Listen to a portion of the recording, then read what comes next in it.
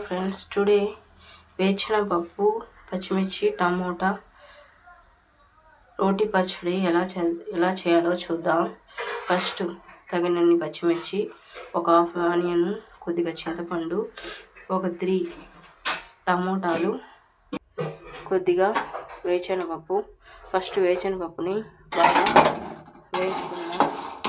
Fry చేసుకున్నాం.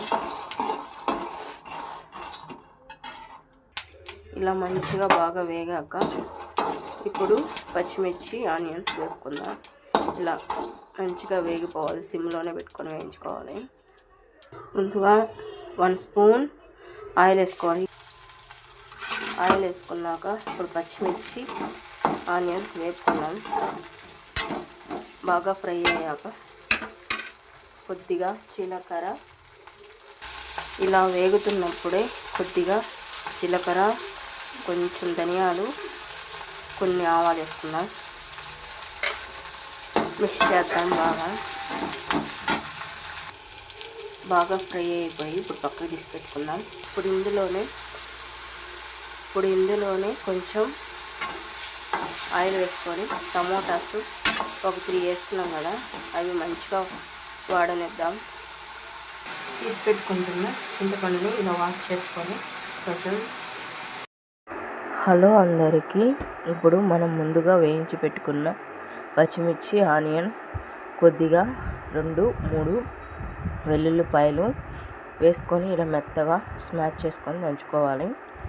తర్వాత ఏమంటే మనం వేయించి పెట్టుకున్న వేరుశనగపప్పు అనేది కూడా దీంట్లో వేసుకొని మెత్తగా దంచుకోవాలి.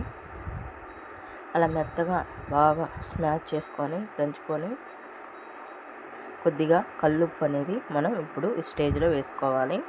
కల్లుప్పు అనేది వేసుకున్నాక అప్పుడు తర్వాత ఇలా బాగా దంచుకున్నాక తర్వాత చింతపండు అనేది మనం అందులో వేసి మంచిగా దంచుకోవాలి. మంచిగా దంచుకున్న తర్వాత ఈ స్టేజ్లో టమోటా వేద్దాం. వేపి పెట్టుకున్న టమోటా వేయాలి.